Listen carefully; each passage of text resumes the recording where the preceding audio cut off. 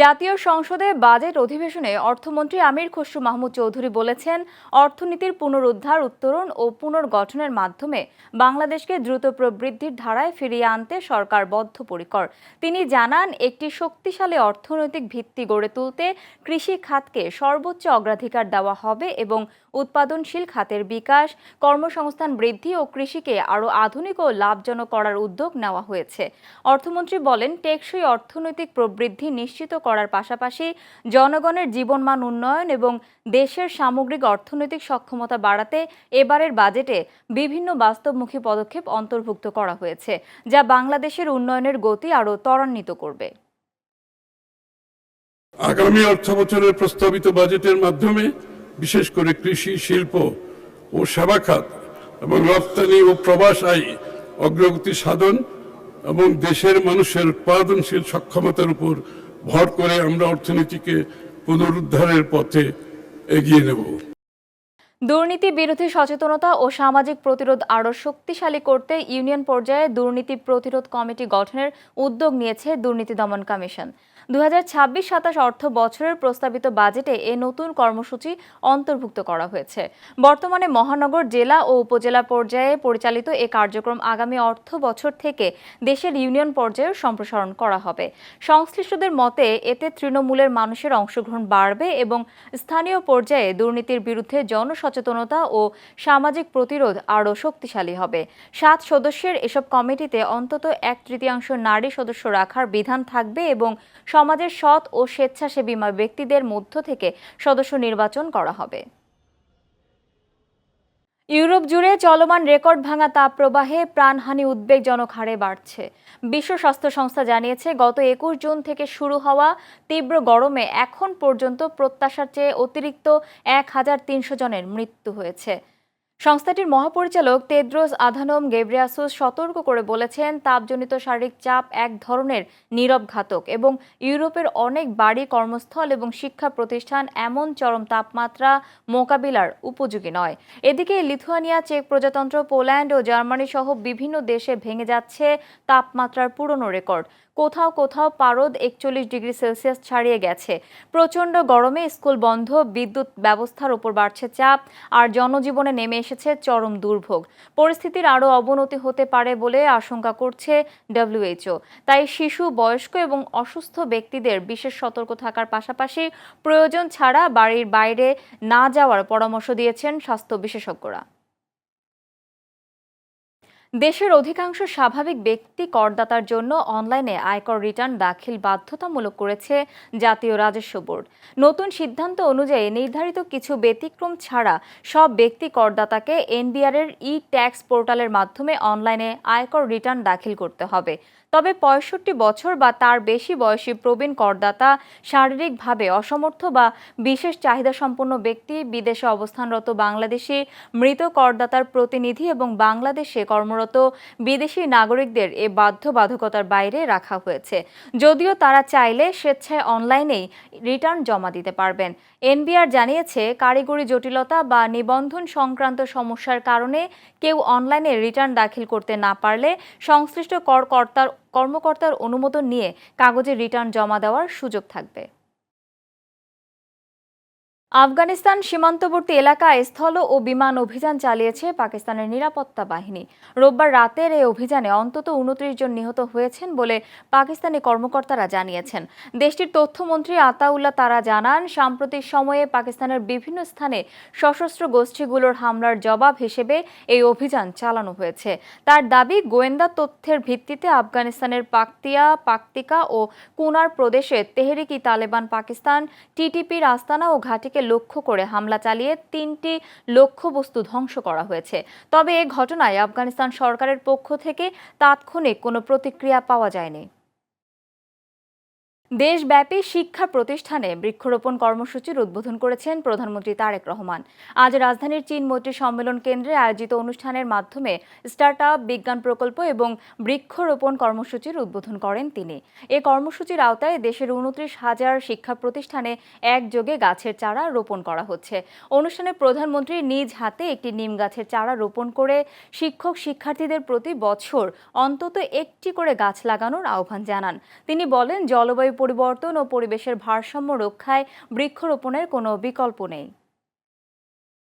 জাতীয় বাজেটে কৃষি খাতে বরাদ্দ বৃদ্ধি এবং কৃষিভিত্তিক শিল্পের প্রসারে বিশেষ গুরুত্ব দেওয়ার আহ্বান জানিয়েছেন বিএনপির যুগ্ম মহাসচিব ও প্রধানমন্ত্রীর শিল্প বিষয়ক উপদেষ্টা অ্যাডভোকেট রুহুল কবির রিজভী।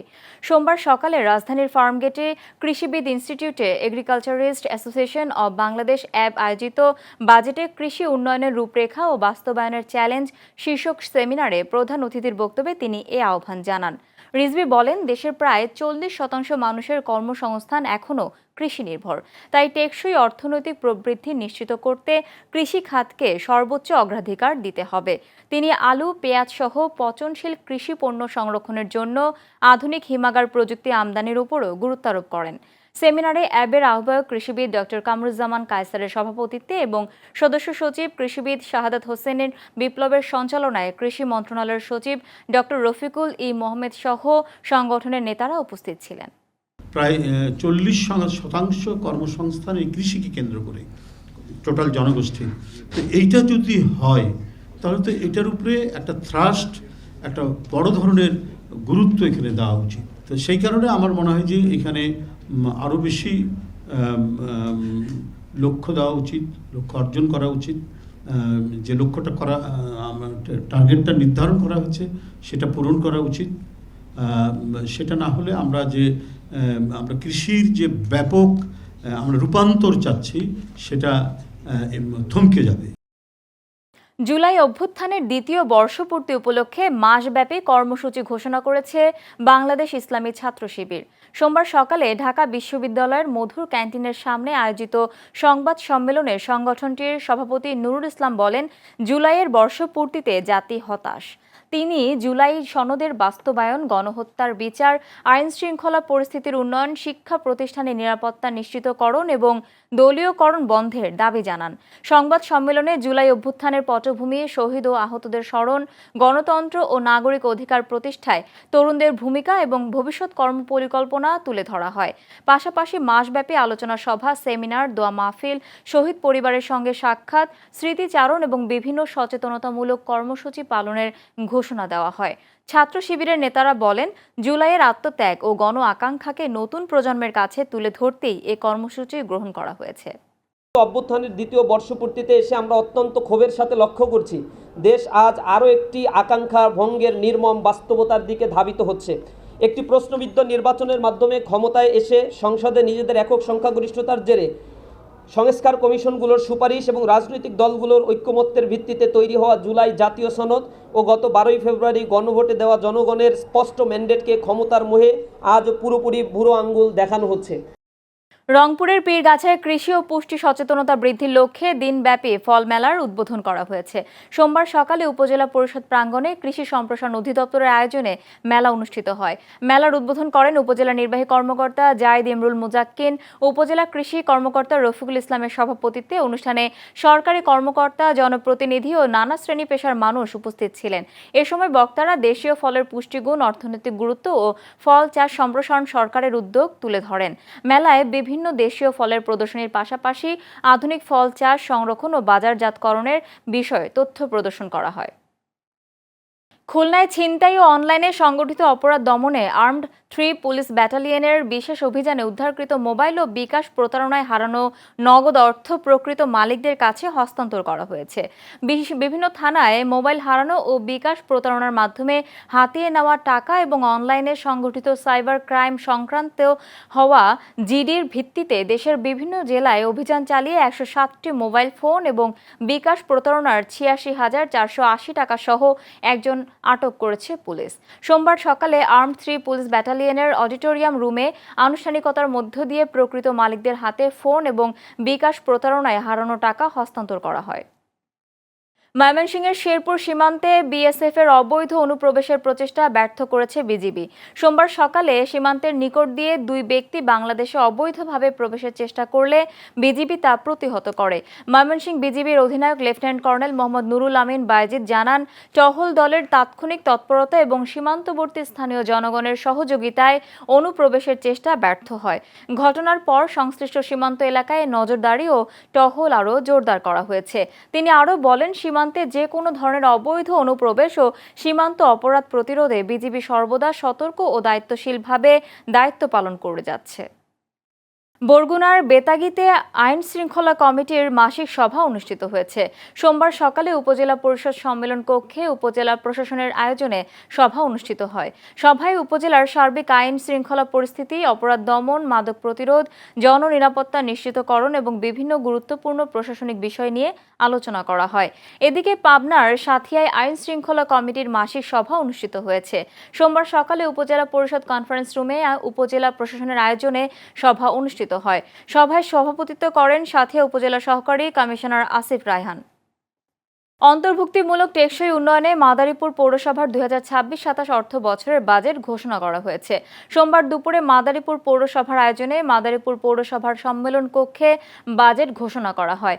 মাদারীপুর পৌরসভার প্রশাসক ও স্থানীয় সরকার বিভাগের উপপরিচালক জেসমিন আক্তার বানু এ বাজেট ঘোষণা করেন। এ সময় উপস্থিত ছিলেন মাদারীপুর পৌরসভার প্রধান নির্বাহী কর্মকর্তা মোহাম্মদ আসমত হোসেন, পৌর সচিব খন্দকার আবু আহমদ ফিরোজ ইলিয়াস ও মাদারীপুর পৌরসভার নির্বাহী প্রকৌশলী শফিকুল ইসলাম সহ অন্যান্যরা। জুলাই গণঅভ্যুত্থান দিবস উপলক্ষে কুমিল্লায় প্রস্তুতিমূলক সভা অনুষ্ঠিত হয়েছে। সোমবার সকালে জেলা প্রশাসনের উদ্যোগে জেলা প্রশাসকের সম্মেলন কক্ষে সভার আয়োজন করা হয়। জেলা প্রশাসক রেজা হাসানের সভাপতিত্বে সভায় উপস্থিত ছিলেন অতিরিক্ত জেলা প্রশাসক সাইফুল ইসলাম, পুলিশ পরিদর্শক মোহাম্মদ শহীদ হোসেন, বৈষম্য বিরোধী ছাত্র আন্দোলনের কেন্দ্রীয় কমিটির সমন্বয়ক আবু রায়হান, টাউন হলের সদস্য সচিব সাজ্জাদুল কবির সহ অন্যান্য নেতাকর্মীরা।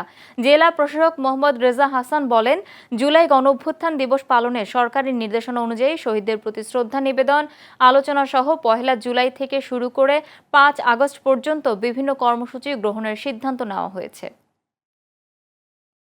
ব্রাহ্মণবাড়িয়ার কসবায় ইট বোঝাই ট্রাক নিয়ন্ত্রণ হারিয়ে সড়কের পাশে খাদে পড়ে 2 জন শ্রমিক নিহত হয়েছে।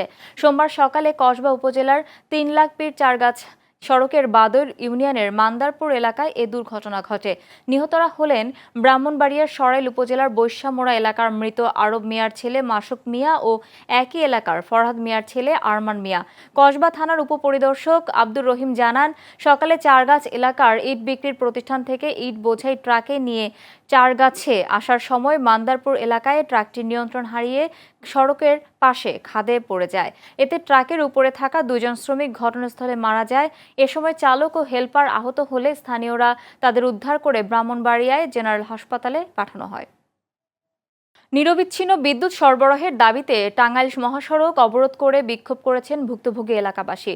সোমবার সকালে কর্মসূচির কারণে মহাসড়কে যান চলাচল সম্পূর্ণ বন্ধ হয়ে যায়। এতে সড়কের উভয় পাশে দীর্ঘ যানজটের সৃষ্টি হয় এবং চরম ভোগান্তিতে পড়েন যাত্রীরা। অবরোধে অংশ নেন টাঙ্গাইলের দেলদুয়ার উপজেলার ডুবাইল, নাটিয়াপাড়া, শেহরাতৈল, ইসলামপুর ও পড়াইখালী এলাকার বাসিন্দারা। এছাড়া মির্জাপুর উপজেলার মহেরা, জামুরকি ও পাকুল্লা এলাকার বিদ্যুৎ বিভ্রাট ও অতিরিক্ত লোডশেডিংয়ে ক্ষতিগ্রস্ত সাধারণ মানুষও এতে অংশ নেয়। বিক্ষোভকারীদের অভিযোগ, দীর্ঘদিন ধরে ঘন ঘন বিদ্যুৎ বিভ্রাট ও অসহনীয় লোডশেডিংয়ের কারণে জনজীবন বিপর্যস্ত হয়ে পড়েছে। শিক্ষার্থীদের পড়াশোনা, ব্যবসা বাণিজ্য এবং দৈনন্দিন কার্যক্রম মারাত্মকভাবে ব্যাহত হচ্ছে। চট্টগ্রামে ইসলামিক শরিয়া ভিত্তিক 5টি ব্যাংকের আমানতকারীদের স্বার্থ রক্ষা, বৈষম্যমূলক সিদ্ধান্ত প্রত্যাহার এবং স্বাভাবিক ব্যাংকিং কার্যক্রম চালুর দাবিতে মানববন্ধন ও বিক্ষোভ মিছিল অনুষ্ঠিত হয়েছে। সোমবার সকালে চট্টগ্রামে বাংলাদেশ ব্যাংকের কার্যালয়ের সামনে আমানতকারীরা মানববন্ধন কর্মসূচি পালন করেন। পরে আইন শৃঙ্খলা রক্ষাকারী বাহিনী তাদের সেখান থেকে সরিয়ে দিলে আন্দোলনকারীরা নগরীর নিউ মার্কেট মোড়ে গিয়ে বিক্ষোভ মিছিল ও সমাবেশ করে। সমাবেশে বক্তারা অভিযোগ করেন, আমানতকারীদের সঞ্চয়ের উপর গত 2 বছরের মুনাফা কর্তন এবং মাত্র 4% বিশেষ সুবিধা দেওয়ার একপাক্ষিক সিদ্ধান্ত প্রায় 75 লাখ আমানতকারীর আর্থিক নিরাপত্তাকে ঝুঁকির মুখে ফেলেছে। তারা এ সিদ্ধান্তকে বৈষম্যমূলক উল্লেখ করে দ্রুত প্রত্যাহারের দাবি জানান। পাবনার ঈশ্বরদীতে চরকুরুলিয়া এলাকায় অবস্থিত সেলিম রেজা আদর্শ বিদ্যানিকেতনের 3 শিক্ষিকাকে গলায় ওড়না পেঁচিয়ে শ্রেণীকক্ষ থেকে রাস্তায় এনে নির্যাতনের ঘটনার প্রতিবাদে মানববন্ধন অনুষ্ঠিত হয়েছে। সোমবার সকালে উপজেলার চরগড়গুড়ি মোড় এলাকায় আয়োজিত মানববন্ধনে এলাকাবাসী, শিক্ষার্থী, শিক্ষক ও অভিভাবক সহ অন্যান্যরা অংশ নেন। মানববন্ধনে বক্তারা এই ঘটনাকে ন্যাক্কারজনক ও অমানবিক উল্লেখ করে তীব্র নিন্দা জানান। তারা অভিযুক্তদের দ্রুত গ্রেফতার করে আইনের আওতায় এনে দৃষ্টান্তমূলক শাস্তি নিশ্চিত করার জন্য সংশ্লিষ্ট কর্তৃপক্ষের প্রতি জোর দাবি জানান। ঈশ্বরদী সার্কেলের অতিরিক্ত পুলিশ সুপার প্রণব কুমার বলেন, স্কুলে ঢুকে শিক্ষিকাদের নির্যাতনের ঘটনা কোনোভাবেই গ্রহণযোগ্য নয়। এই ঘটনায় ঈশ্বরদী থানায় একটি মামলা হয়েছে। আসামিদের গ্রেফতারে পুলিশের অভিযান অব্যাহত রয়েছে। ঠাকুরগাঁয়ে বৃক্ষরোপণ ও র্যালি অনুষ্ঠিত হয়েছে। সোমবার দুপুরে পৌর শহরের হাজীপাড়া আদর্শ উচ্চ বিদ্যালয় থেকে একটি র্যালি বের করা হয়। পরে র্যালিটি বিভিন্ন সড়ক প্রদক্ষিণ করে সদর উপজেলার সামনে এসে শেষ হয়। এ সময় উপস্থিত ছিলেন হাজীপাড়া আদর্শ উচ্চ বিদ্যালয়ের প্রধান শিক্ষক মিনহাজ উল ফেরদৌস, সহকারী প্রধান শিক্ষক শেখ মোহাম্মদ মিলন, সিনিয়র শিক্ষিকা আজিজা আক্তার জাহান ও তাসলিমা আক্তার সহ অন্যান্যরা। ক্যান্সারে আক্রান্ত ডক্টর খন্দকার মোশাররফ হোসেন ডিগ্রি কলেজের প্রাক্তন ইংরেজি প্রভাষক আব্দুল হালিম আরিফের দ্রুত সুস্থতা কামনায় কুমিল্লার দাউদকান্দিতে আলোচনা সভা ও দোয়া মাহফিল অনুষ্ঠিত হয়েছে। সোমবার সকালে কলেজের মিলনায়তনে কলেজের শিক্ষক ও প্রাক্তন শিক্ষার্থীদের উদ্যোগে অনুষ্ঠানের আয়োজন করা হয়। অনুষ্ঠানের প্রধান অতিথি ছিলেন কলেজের অধ্যক্ষ মোহাম্মদ রেজাউল করিম। সভাপতিত্ব করেন ডক্টর খন্দকার মোশাররফ হোসেন ডিগ্রি কলেজের প্রথম ব্যাচের শিক্ষার্থী মোয়াজ্জেম তালুকদার। এ সময় বক্তারা আব্দুল হালিম আরিফের শিক্ষা ক্ষেত্রে অনন্য অবদান, শিক্ষকতার জীবনের নিষ্ঠা, সততা এবং শিক্ষার্থীদের প্রতি তার আন্তরিকতার কথা গভীর শ্রদ্ধার সঙ্গে স্মরণ করেন। আলোচনা সভা শেষে বিশেষ দোয়া ও মোনাজাত করা হয়। গাছ লাগাই, পরিবেশ বাঁচাই, ভবিষ্যতের জন্য সবুজ পৃথিবী গড়ি, এই স্লোগানে ঝালকাঠির নলসিটিতে দপদপিয়া মাধ্যমিক বিদ্যালয়ের বৃক্ষরোপণ কর্মসূচি অনুষ্ঠিত হয়েছে। সোমবার দুপুরে বিদ্যালয় মাঠ প্রাঙ্গণে বৃক্ষরোপণ র্যালি ও দেয়ালিকা প্রদর্শনী অনুষ্ঠানের আয়োজন করা হয়। অনুষ্ঠানে উপস্থিত ছিলেন বিদ্যালয়ের প্রধান শিক্ষক মোহাম্মদ মুজিবুর রহমান, বিদ্যালয়ের ম্যানেজিং কমিটির সভাপতি মোহাম্মদ ইকবাল মল্লিক, বিদ্যালয়ের ম্যানেজিং কমিটির অভিভাবক সদস্য মোহাম্মদ রাশেদ খান মিঠু ও চ্যানেল এসের নলসিটি উপজেলা প্রতিনিধি মোহাম্মদ ইব্রাহিম খান আল আমিন সহ অনেকেই। প্রধানমন্ত্রী তারেক রহমানের নির্দেশনা বাস্তবায়নে প্রতি বছর কুমিল্লা 10 আসনে 1 লাখ গাছ রোপণের ঘোষণা দিয়েছেন কুমিল্লা 10 আসনের সংসদ সদস্য মোবাশ্বের আলম ভূঁইয়া। তিনি বলেন, প্রধানমন্ত্রী শিক্ষা প্রতিষ্ঠান, কলেজ ও বাড়ির আঙিনায় বনজ, ফলজ ও ফুলের গাছ লাগানোর যে নির্দেশনা দিয়েছেন তার থেকেও বেশি গাছ রোপণের উদ্যোগ নেওয়া হবে। পরিবেশ রক্ষা এবং আগামীর প্রজন্মের জন্য সবুজ বাংলাদেশ গড়তে এই কর্মসূচি অব্যাহত থাকবে বলে জানান এই সংসদ সদস্য। সোমবার বিকেলে কুমিল্লার লালমাই উপজেলার বাগমারা বালিকা উচ্চ বিদ্যালয়ে আয়োজিত বৃক্ষরোপণ কর্মসূচি অনুষ্ঠানে প্রধান অতিথির বক্তব্যে তিনি এসব কথা বলেন। বৃক্ষরোপণ কর্মসূচি উদ্বোধন শেষে আলোচনা সভার আয়োজন করা হয়। নাটোরের গুরুদাসপুর পৌরসভার 2026-27 অর্থ বছরের জন্য 44,02,95,000 টাকার প্রস্তাবিত বাজেট পেশ করা হয়েছে। সোমবার গুরুদাসপুর পৌরসভার সভাকক্ষে বাজেট উপস্থাপন করেন পৌর প্রশাসক ফাহমিদা আফরোজ। বাজেট উপস্থাপনে পৌরসভার উন্নয়ন কার্যক্রমকে আরও গতিশীল করা, নাগরিক সেবার মানোন্নয়ন, অবকাঠামো উন্নয়ন, পরিচ্ছন্নতা কার্যক্রম জোরদার, সড়ক ও ড্রেন নির্মাণ, নিরাপদ পানি সরবরাহ এবং আধুনিক পৌরসেবা নিশ্চিত করার লক্ষ্যে বিভিন্ন পরিকল্পনার কথা তুলে ধরা হয়। বাজেট সভায় এলাকার গণ্যমান্য ব্যক্তিবর্গ, গণমাধ্যম কর্মী ও পৌর কর্মকর্তা কর্মচারীরা উপস্থিত ছিলেন। কুষ্টিয়া সীমান্ত এলাকায় চোরাচালান ও মাদক পাচার প্রতিরোধে পৃথক 3টি অভিযান পরিচালনা করে বিপুল পরিমাণ ভারতীয় মাদকদ্রব্য ও চোরাচালান পণ্য উদ্ধার করেছে বিজিবি। সোমবার দুপুরে এক প্রেস বিজ্ঞপ্তিতে বিজিবি 47 জানায়, গোয়েন্দা তথ্যের ভিত্তিতে দৌলতপুর উপজেলার বিভিন্ন সীমান্ত এলাকায় এসব অভিযান পরিচালনা করা হয়। বিজ্ঞপ্তিতে বলা হয়, রোববার রাতে একটি টহল দল আকন্দপাড়া মাঠ এলাকায় অভিযান চালিয়ে 1780 piece dexamethasone tablet, 200 piece cyproheptadine tablet এবং 240 প্যাকেট ভারতীয় বিড়ি উদ্ধার করে। এদিকে সোমবার ভোরে শান্তিপাড়া এলাকায় বিশেষ অভিযান চালিয়ে অবস্থায় 20 বোতল ভারতীয় মদ, 1090 পিস ডেক্সামেথাসন ট্যাবলেট এবং 1150 পিস সিপ্রোহেপটাডিন ট্যাবলেট উদ্ধার করে।